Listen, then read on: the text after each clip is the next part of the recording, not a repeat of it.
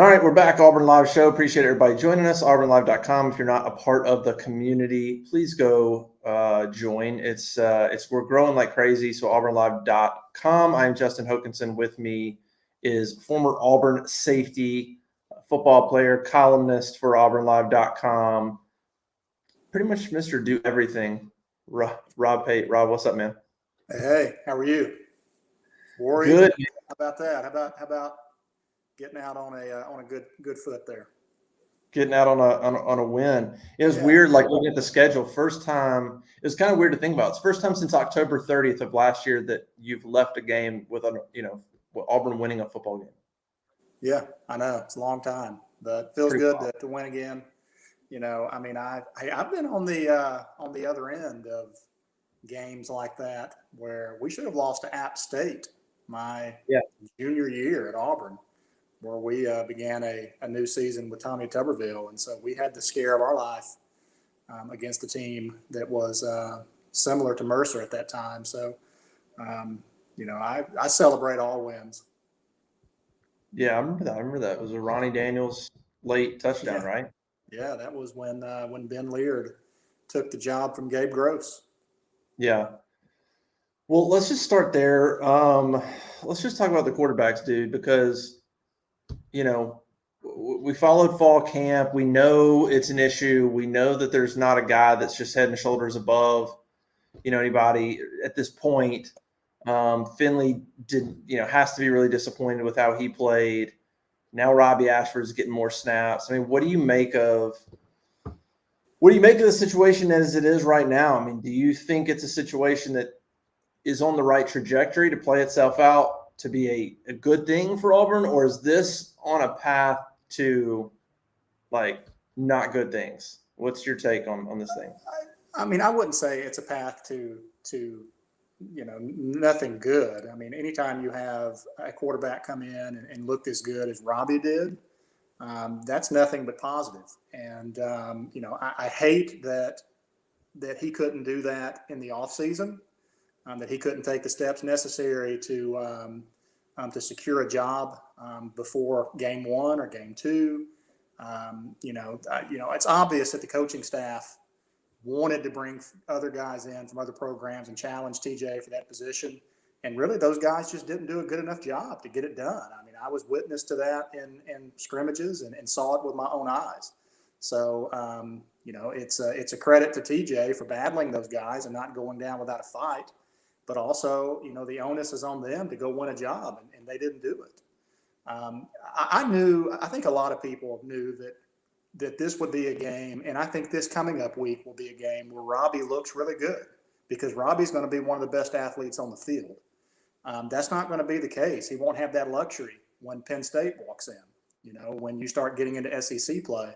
And so the things that Robbie is able to get away with now are not going to be a part of the offense to that degree going forward. So I do think TJ, having somebody to push him is beneficial.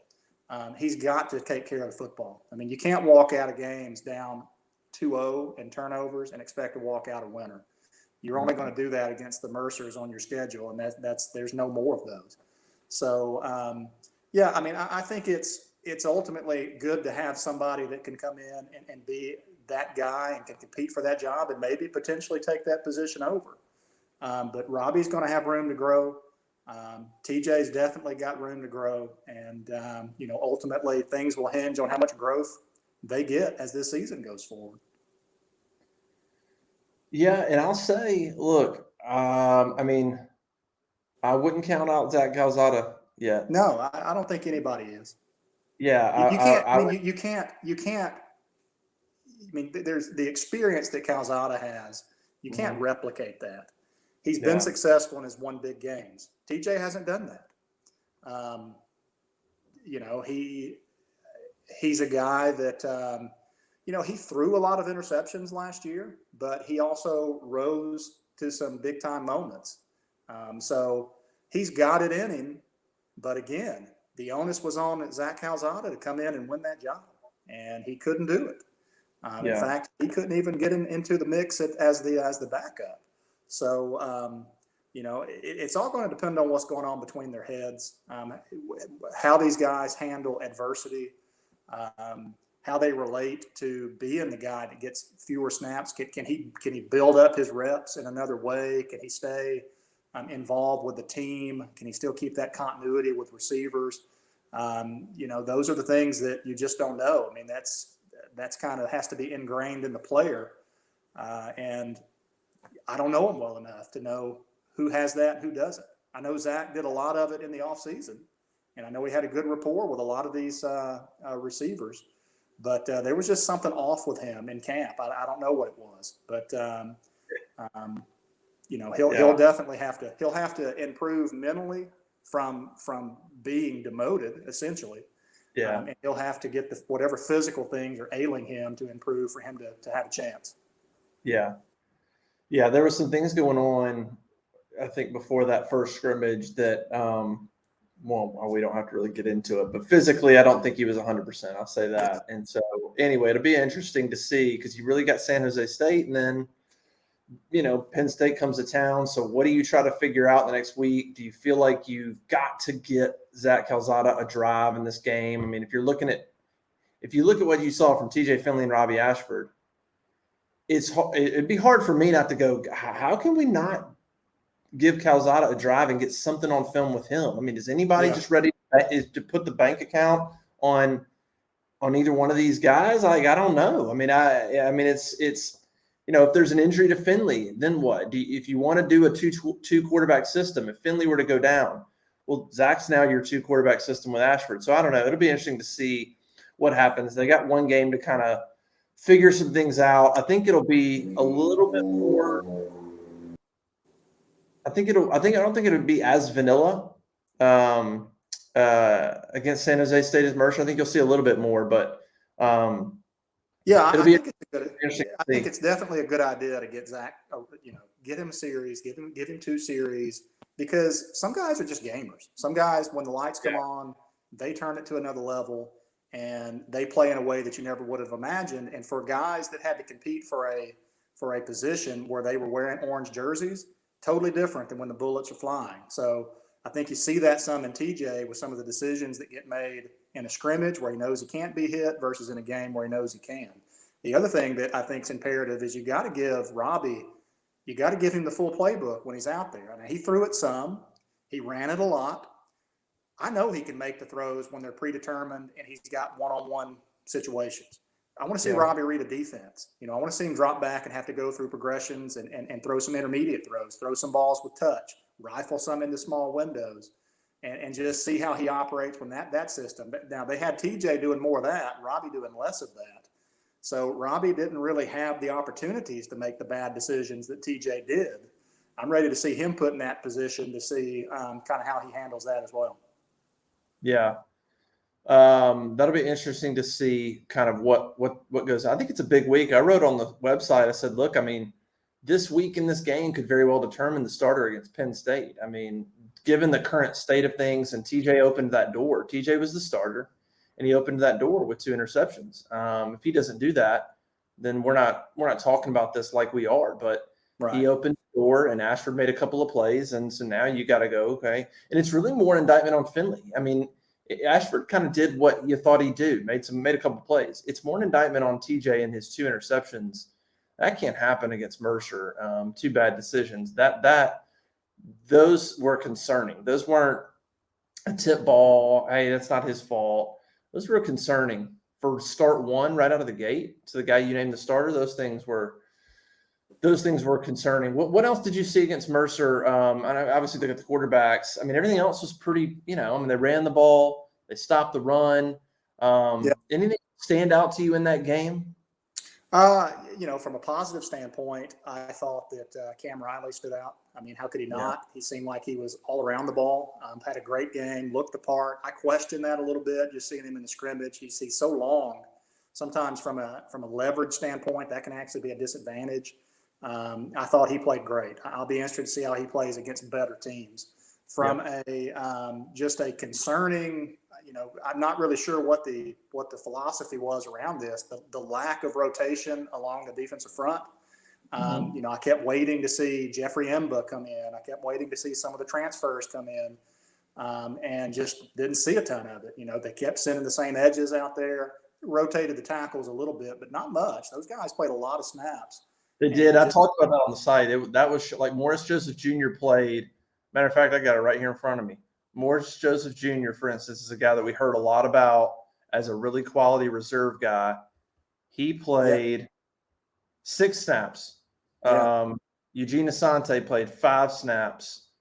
Um, Marcus Bragg played 11, but you look up at the top and it's like 57 for Bridges, 57 for Leota, 56 for Puckett, 53 for Hall. I mean, that's basically all the snaps. And it's like that way on offense too. I mean, Javaris Johnson only played 15 snaps. Camden Brown played 6 snaps. well, Some weird Javaris snaps. Johnson's the one that's going to have to get on the field more.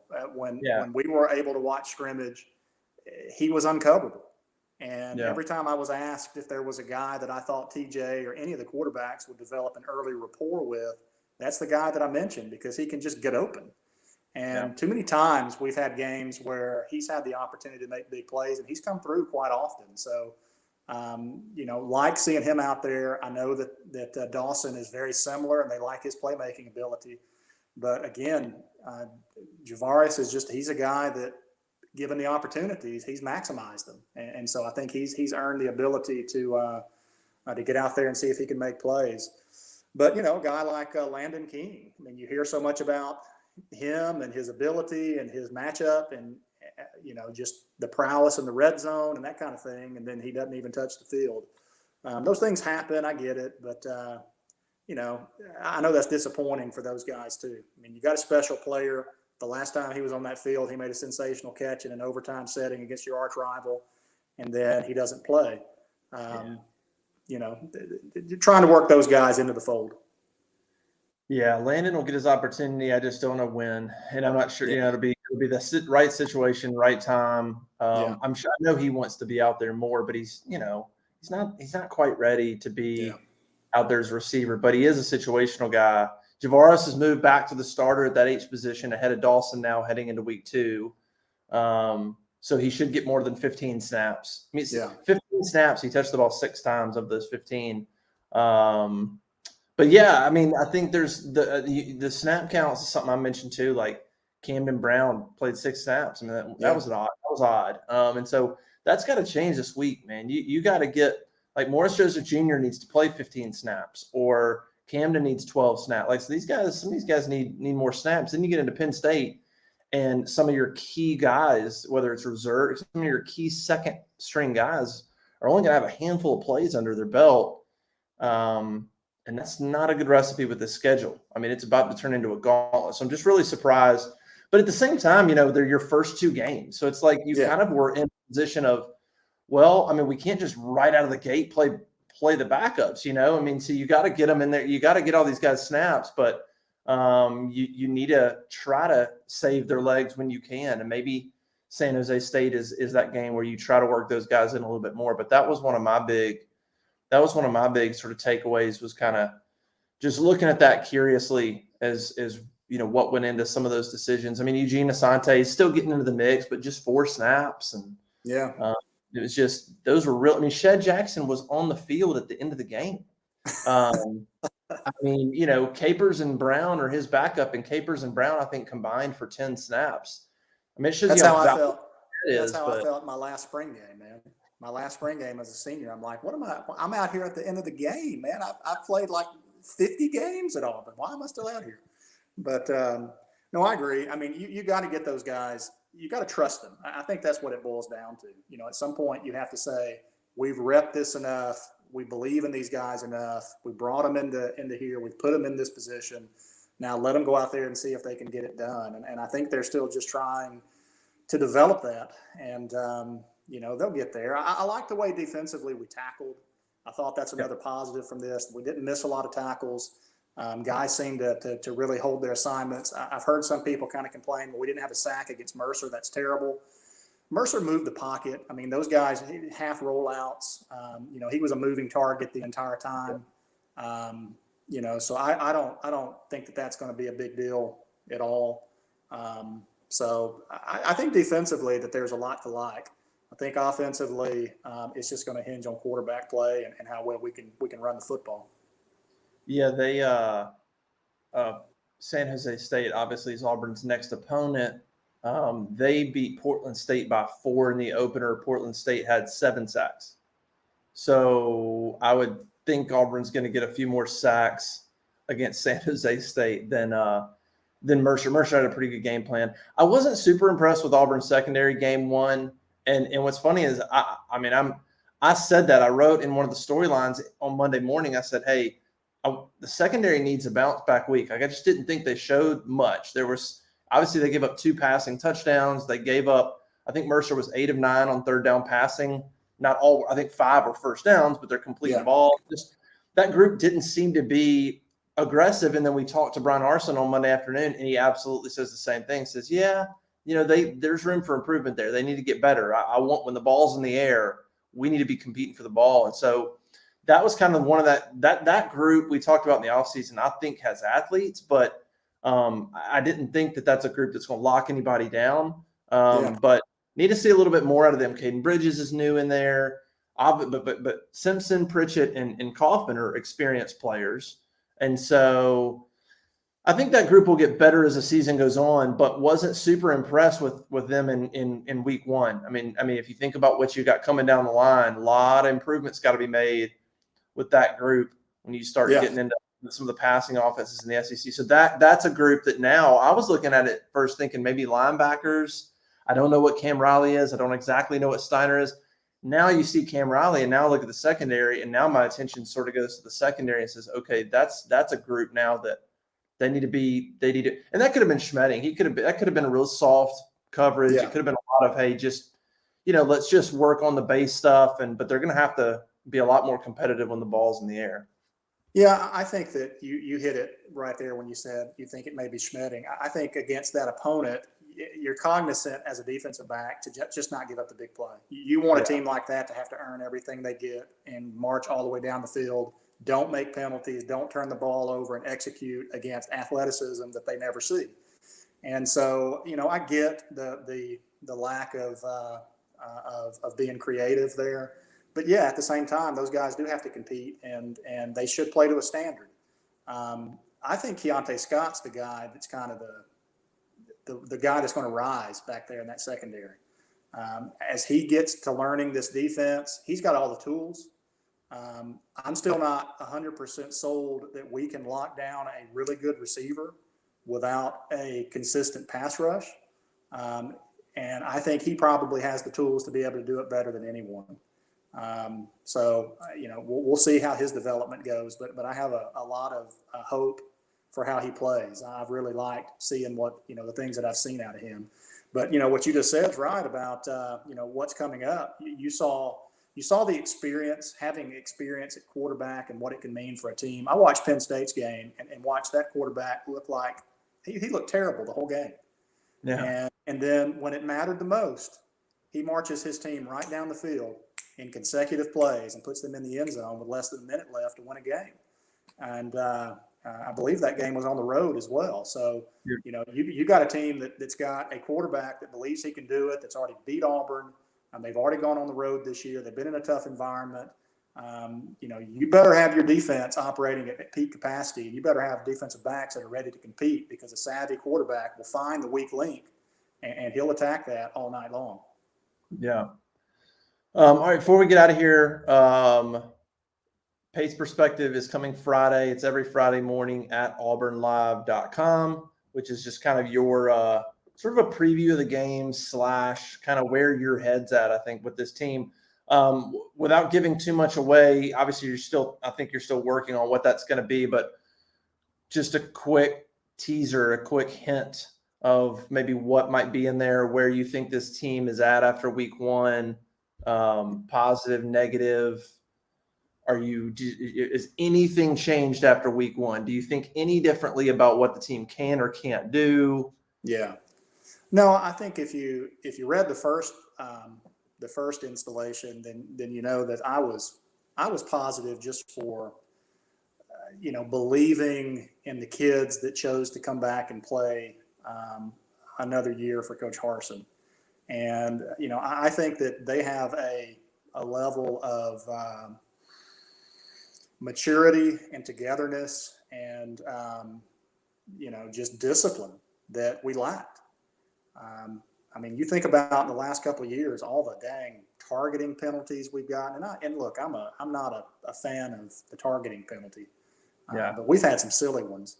And, just some of the things that we would do that leave you shaking your head. I just think that these guys are pulling in the same direction now, and that'll give them a chance. So I think everything, not everything. You can always find things to improve, but I'm definitely still bullish on this team, and think that they can do a lot to have a good, successful season. But they're going to have to solve some of these issues at quarterback, and make sure that they solidify what they want to do on the offensive line. But I think the column will probably just be more about gathering momentum and staying together, because nothing has the potential of being disruptive like having a quarterback battle and guys breaking into camps. These guys, they want to win. They're for whoever gives them the best chance to win football games. And just maintaining that demeanor and that mentality and handling that well. I think they're mature enough to do that, though. I just don't think we as fans are. Isn't that sad? And that's probably true. The players have said all the right things, and I believe them. And I've told people I don't think any quarterback is not liked. I don't think there's an issue of any quarterback having more friends on the team than the other. And so because of that, I think that they're like, hey, we just want to win. I don't think there's like a fan favorite or a team favorite. Right. I do think it's going to be interesting to see what TJ looks like in game 2, because there's no doubt his reps are different this week. There's no doubt Robbie's getting more.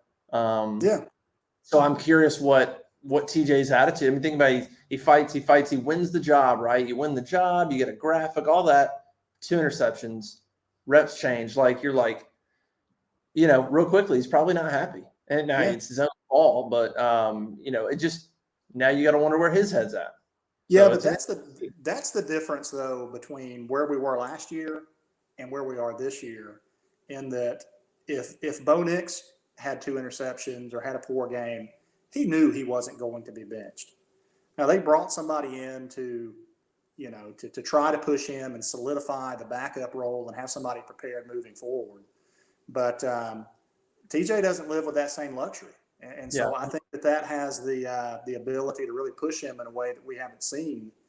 Now, look, he's got much more body of work than the other guys do, and this may be the maximum for TJ Finley. He may be operating at peak capacity already. But I thought that he had improved a lot moving into the season, and I think that we'll get his best effort coming forward here in the next couple of weeks. But we'll see. I think Robbie Ashford's going to give him a run for it, and we'll see what Calzada can do. Yeah. Well, like Carson said, quarterbacks can improve. So, Bo improved last year. Bo improved as the season went. Georgia State was a low point, and he got better. So we'll kind of have to wait and see how it plays out. All right, Rob, I'll let you go. We'll make sure Rob Pate's perspective. I was going to say Rob Pate's perspective. Pate's perspective, auburnlive.com, Friday mornings. Be on the lookout for that. And go subscribe to auburnlive.com if you haven't. You should. You're making a bad decision if you don't subscribe. Okay. All right, dude. Thanks for joining us. Yep. War Eagle, guys.